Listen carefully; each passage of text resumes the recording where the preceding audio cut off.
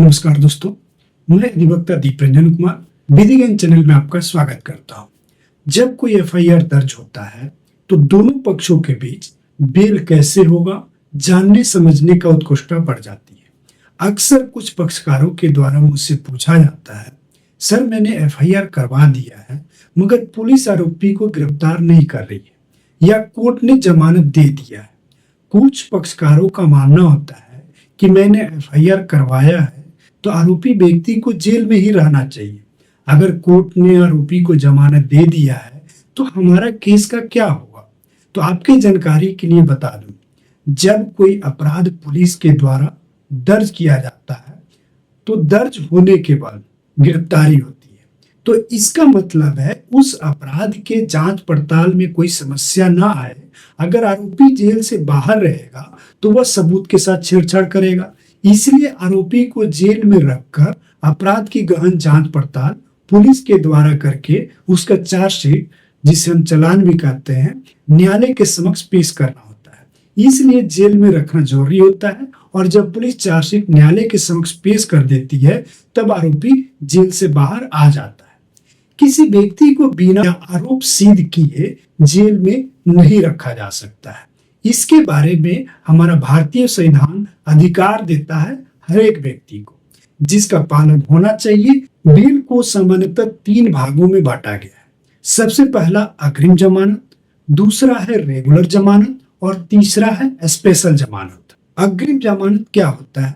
तो जब अभियुक्त यानी आरोपी को शंका है किसी मामले में पुलिस कभी भी गिरफ्तार कर सकती है या मुझे फंसा सकती है, तो तत्काल न्यायालय के समक्ष अग्रिम जमानत का आवेदन दिया जाता है ताकि व्यक्ति को बिना जेल गए बाहर से बाहर जमानत पर छूट जाए। इसके बारे में बीएनएस के धारा 482 में बताया गया। रेगुलर जमानत क्या होता है? जब कोई अपराध की सूचना पुलिस थाने में मिलती है या पुलिस मामले की एफआईआर दर्ज करने के बाद गिरफ्तार करके किसी व्यक्ति को जेल में भेज देती है, तब ऐसे व्यक्ति की जमानत लेने के लिए रेगुलर जमानत का आवेदन न्यायालय के समक्ष पेश किया जाता है।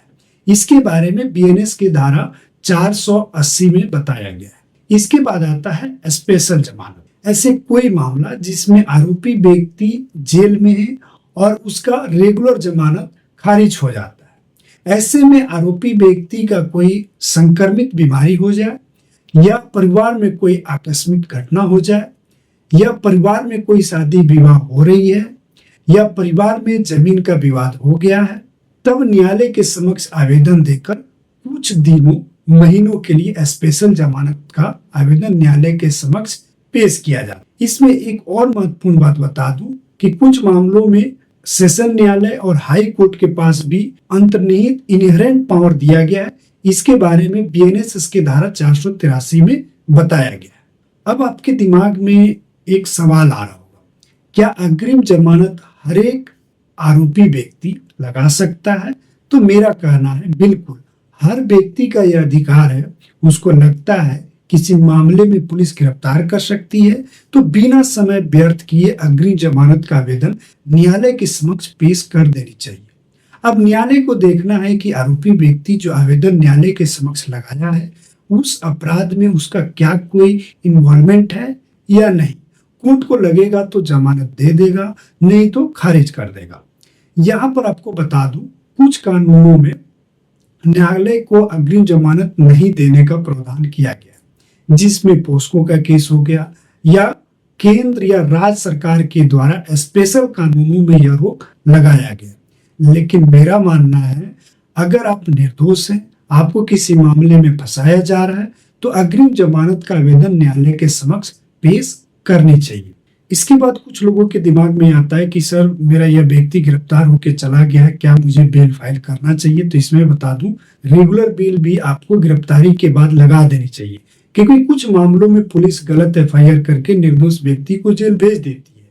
कुछ मामलों में रेगुलर बेल चार्जशीट फाइल होने के बाद मिल जाता है और कुछ मामलों में ट्रायल में गवाहों की गवाही के बाद मिल जाती है। तो इसलिए रेगुलर बेल भी आपको समय समय पर लगानी चाहिए। कुछ लोगों का कहना होता है कि किसी व्यक्ति का जमानत कब रद्द हो सकता है, तो इसका जवाब है जमानत का कुछ अनिवार्य शर्त है, यानी मैंडेटरी होती है, जैसे कि पुलिस या न्यायालय के समक्ष जब जब बुलाया जाए हाजिर होना है। दूसरा है सबूत के साथ छेड़छाड़ नहीं करना है। और तीसरा है पीड़ित व्यक्ति को प्रलोभन या धमकी नहीं देना है।